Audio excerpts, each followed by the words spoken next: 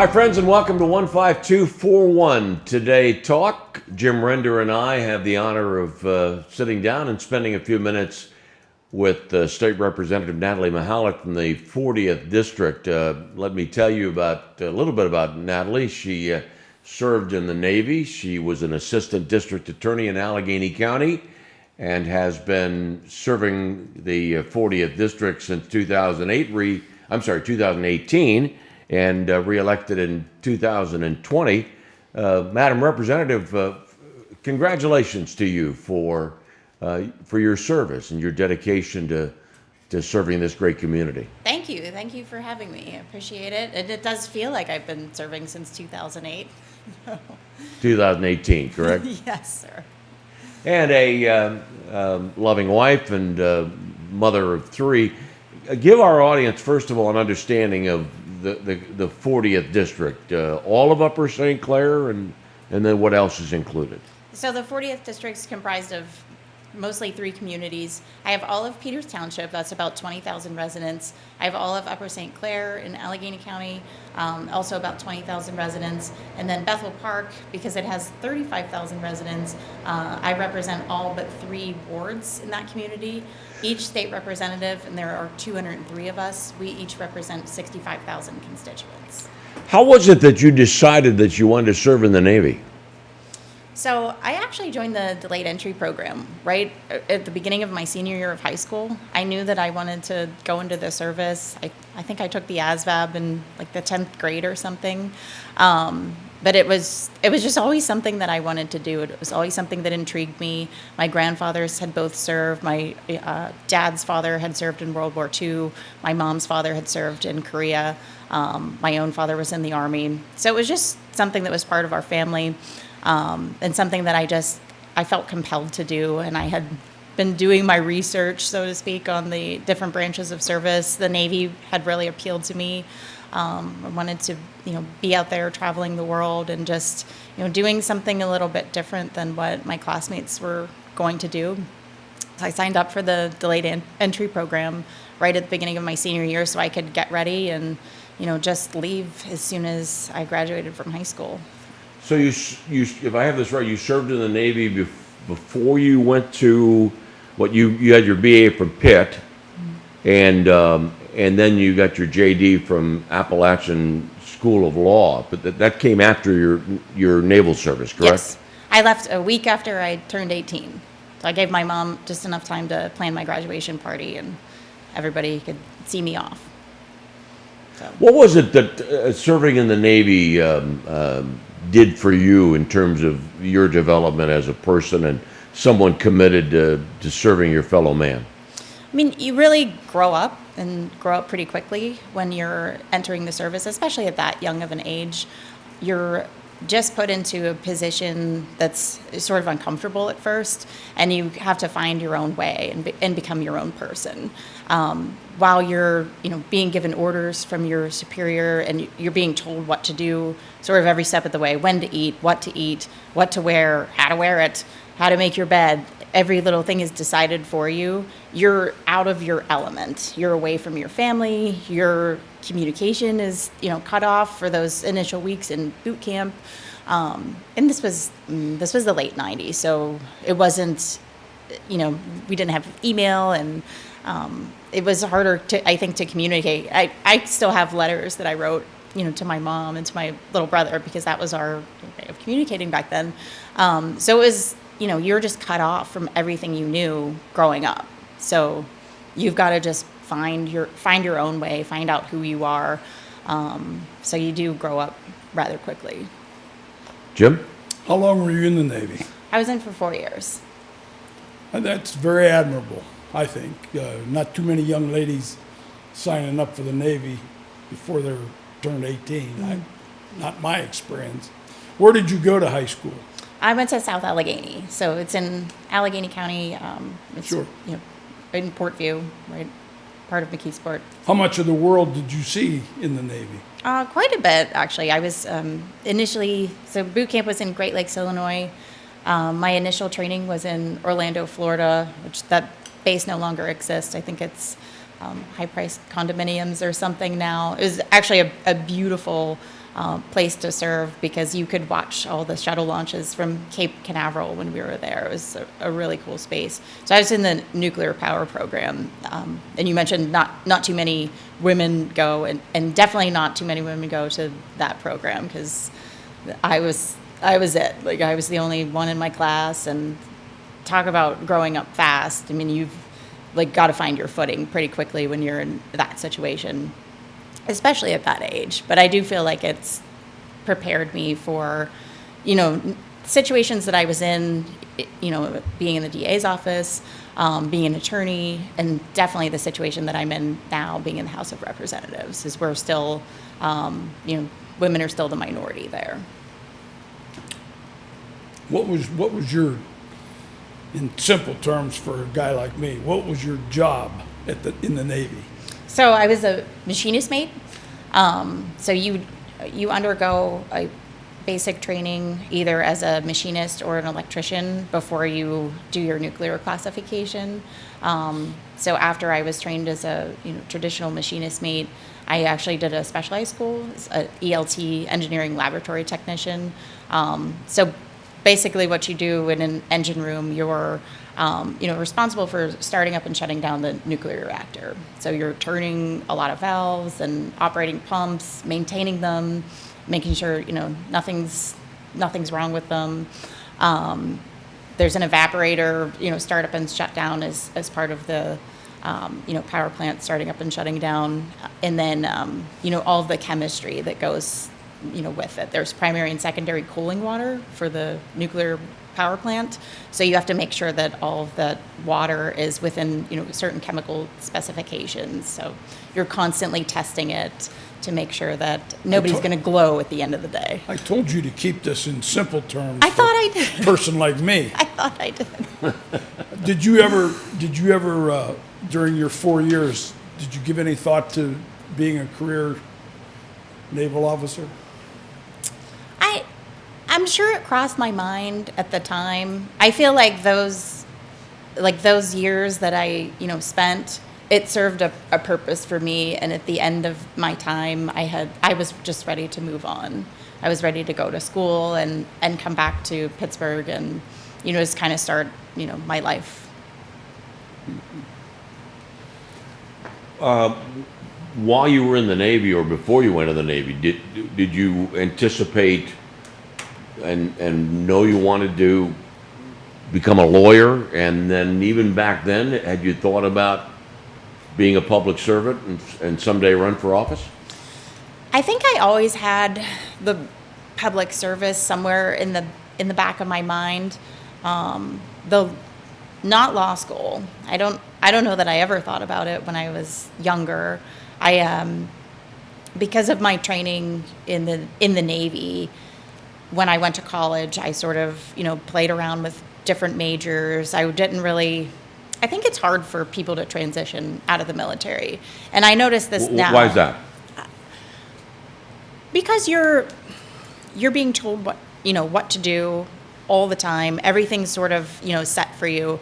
And then for me, I came out and went to college, and then it's just like, I can do whatever I want. Like this is weird to me. I can eat when I want. I don't have any set schedule. It was a very foreign concept.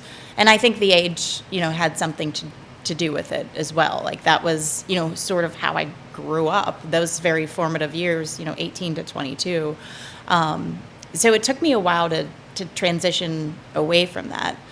And I think in part of that was just kind of deciding on a major. I thought when I came out, like, I'm going to have to do engineering because I have this knowledge, I have these credits that I'm being given. And then once I realized I didn't have to go down that path, I sort of took my time and just tried to figure out, like, what interests me, what is going to interest me for the rest of my days, for the rest of my working days. And that's how I ended up studying political science. So, and that's eventually what led me to, go to law school. But I do think it's an important thing now for me to remember back to those days, because I've been out for 20 years. So now when I see you looking at the paper to figure out how old I am. But now when I when I talk to veterans, because this is part of my work now in this role, just talking to veterans and trying to make their transition easier, because I know how hard of a time I had, and a lot of services back then that we didn't have, we're trying to incorporate those either through the state or working with the federal government to make sure that they do have health care, to make sure somebody tells them that they have health care, because that was something that I didn't know when I came out. I was just sort of this lost soul for a couple of years.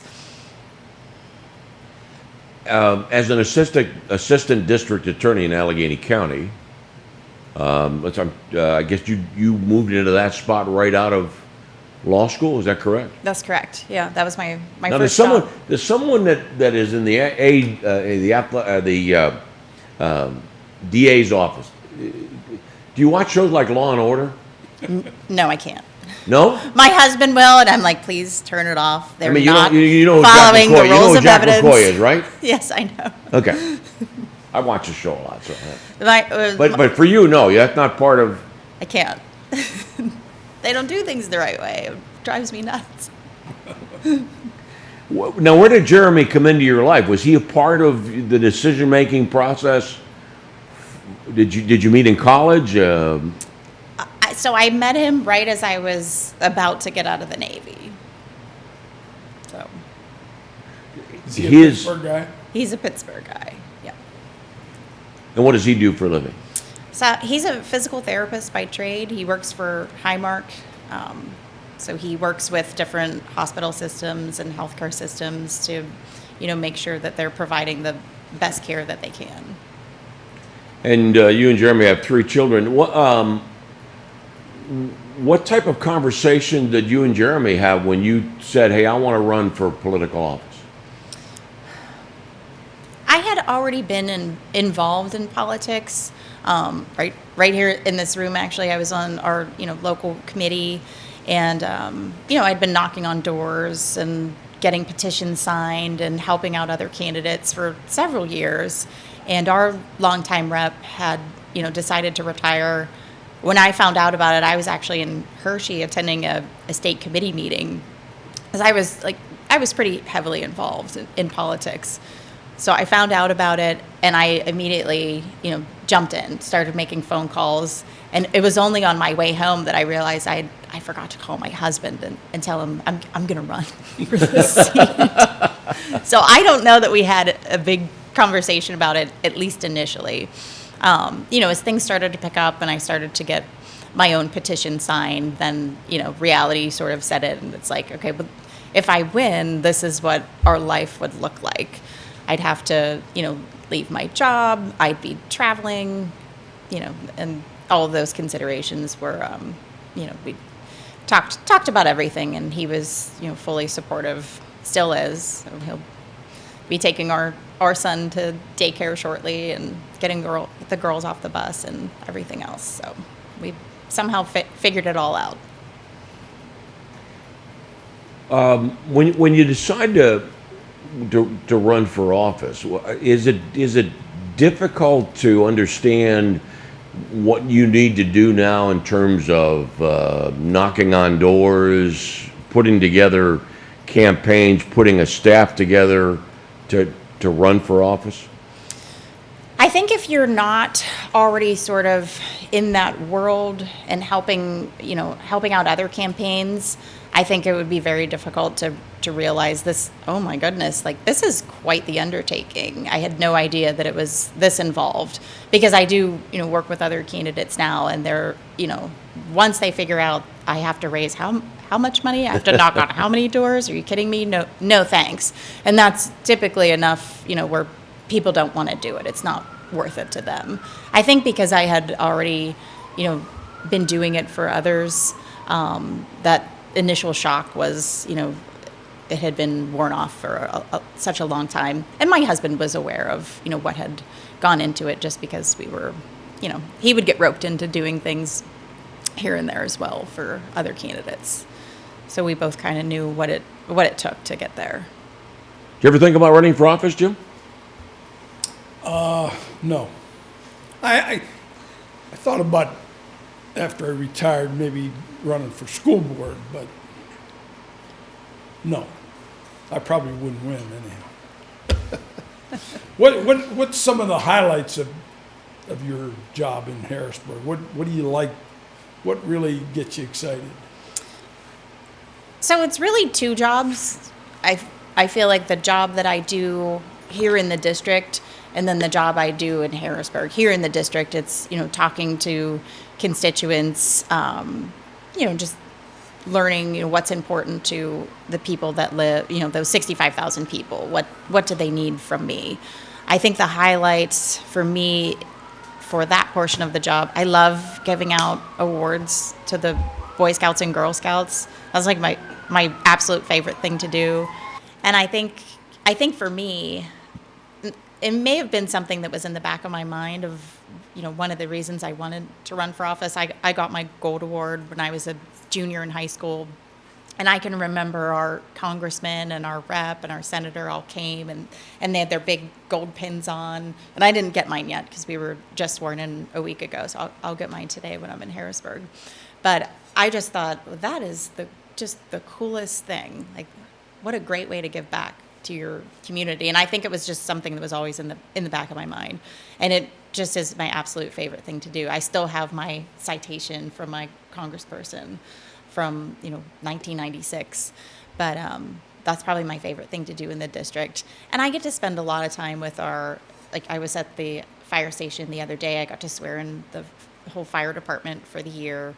I got to give awards out to some of their firefighters that just completed their Certification 1 training. Get to spend time with the police. I really enjoy doing that. These are other public servants that you get to know within the community.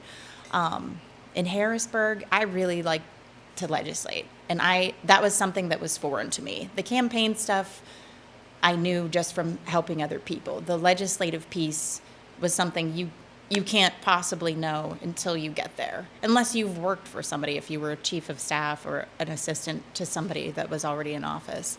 But for me, I wasn't. I was just a lawyer. So when I got there, I was a little nervous that maybe I won't know how to write a bill, or maybe I won't know how to get somebody else to vote for it.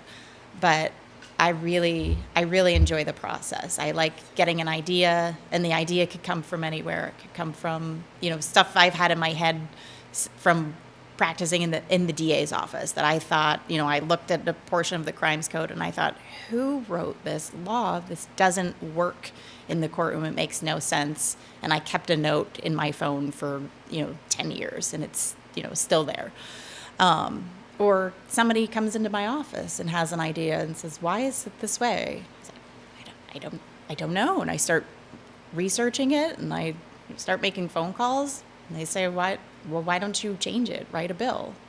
Okay, I'm going to do it. And then I start, chirping in other people's ears to see if I could get some support, and it just, works out. Doesn't always work out. Sometimes issues are more difficult than others, but I do really enjoy drafting and moving legislation. It is a lot of fun because you can make a real change at this level.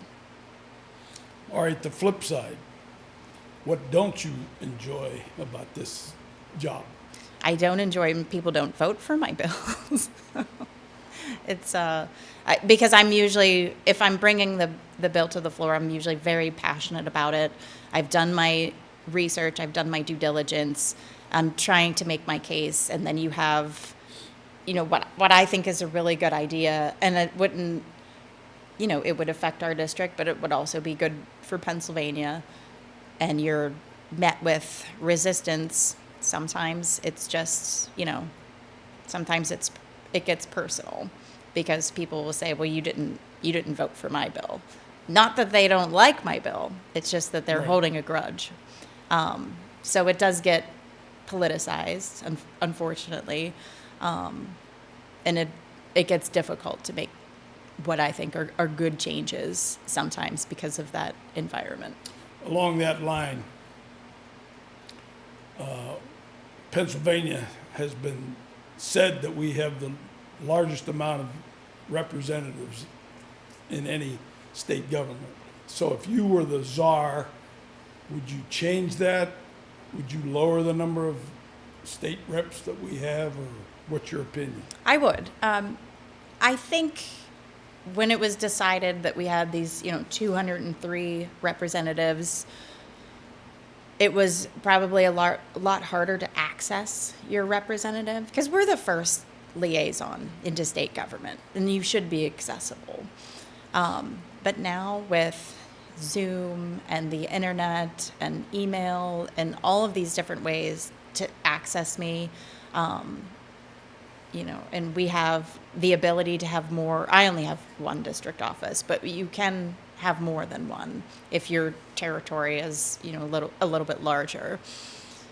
I think that we could increase the number of constituents that we represent because of the ease of accessibility and the, age of technology, and lower the amount of representatives in the House from that 203, because it's hard, you don't need all 203, you don't need it to be unanimous, but it is hard to get consensus with that large number. Are you, you talked about constituents, are you accessible when you're in your office and a constituent calls? I'm sure you have a secretary or somebody that screens the calls. How often do you take the call yourself? I mean, so if they're busy, I just pick up the phone myself, because I don't want the phone to go unanswered. So if I'm there and they're, otherwise occupied, I just answer the phone myself because we want to be accessible. So they'll schedule appointments for me. So if someone calls and I'm not there, and they want to speak directly to me, they'll just schedule an appointment for that person. So we do try to pride ourselves on accessibility, because I don't want anybody to feel like they're not being heard, even though we might not agree. And I know, by the subject matter of the phone call, that we're probably not going to agree. You still need to be heard. How big a staff do you have? Just two full-time staff. One is our constituent services specialist, and the other is my office manager. So typically my constituent services specialist, he's answering the phone all day. Right now it's, a lot of unemployment claims. Those are, still 9-10 months later. That takes up the bulk of his day. And my office manager is the one who's typically, out in the community and, just calling around to businesses and seeing if there's anything that, she could do for them. She's keeping in touch with, our township manager here in Upper St. Clair, in Peters, and our municipal manager in Bethel, just to, see if there's anything we can do, works with them if they're applying for a grant or something like that. Natalie, Jim knows this, I'm a student of presidential history. I love reading books about those individuals in American history that have showed courage, quite obviously. I have read a number of times President Kennedy's Profiles in Courage. A question for you on theory. What about that challenge of those issues when or you've got that debate in your mind about, is this what my constituents want, and yet that's really not in the best interest of my community, my state, my country? So representing the 40th district, I always have to defer to my constituents. That's my job. I was elected by these, 65,000 people, so I'm always in deference to them. I haven't found the situation yet where something they wanted was going to be detrimental to the Commonwealth. So I don't know that I have a great answer to that question. Usually if it's something that they're asking for, it is something that is going to benefit the Commonwealth as a whole.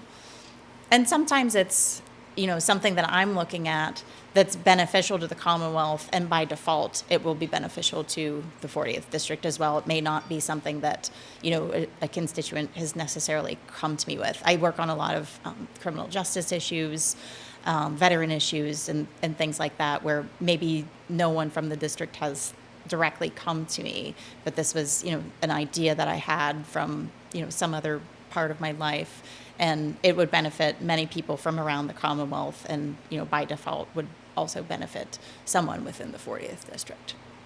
Our show is not one that needs to be controversial or needs to drive ratings, as is the case of some programs in America. But in doing my homework for this interview, I read an article, and I think this is maybe from 5, 6, 7 weeks ago, in which you're quoted that words have consequences. It is time to tamp down the rhetoric before someone is injured. It's pretty impressive that you were making these comments weeks ago, and here we are 5 or 6 days past the insurrection of the Capitol on Wednesday. Yeah. We had a couple of instances at my district office over in Peters Township.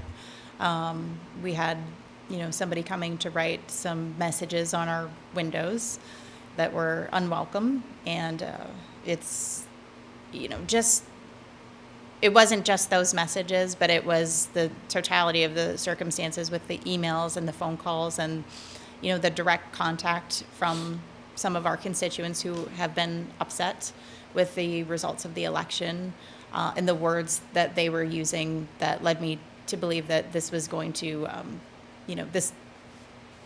we're adding fuel to the fire with these words. So I'm very careful with the words that I choose and how I communicate to the public, how I communicate to my constituents. This is something that I teach my own children. You have to be careful with the words that you choose. Words have consequences, and I think those consequences were on full display last week at our nation's capital, unfortunately. We only have 3 minutes left, but in light of the fact that you made the comment about young people and connecting with young people and educating them, are your children old enough now that you feel the need to be talking to them of what's been transpiring in our government? My oldest is in 3rd grade, and my middle's in 2nd. My youngest is only 4, so he's unaware largely of what's going on. My 3rd grader, we've had conversations with her so that I don't want her to learn from other people what's going on. I want her to know the truth from her parents. So my husband and I have sat down with her to let her know, what's going on. And this is history, really. I mean, this is something that she's likely going to, remember for the rest of her life. And she had, just the other day, my husband and I were watching it unfold on TV, and she had walked in and asked what was happening. So, we shut it off and just had a conversation with her. Well, Natalie, as I said at the outset of the interview, congratulations to you for your tremendous service in the Navy, in the District Attorney's Office, now serving the 40th District of Pennsylvania. Congratulations for the fact that you've made that commitment to help other people and to be a very instrumental part of what we all need to do to make our communities better and make our country better. Congratulations. Thank you both so much. I appreciate it. Thank you for your service. One last quick question. Do you have any federal government aspirations in your future? Not right now. I'm pretty happy where I am right now. It may change. Natalie Mihalek, who's the House of Representative from the 40th District, and here on 15241 Today Talk. Our producer-director is Glenn Ward. Our coordinating producer is Linda Dudzinski. Thanks very much for watching.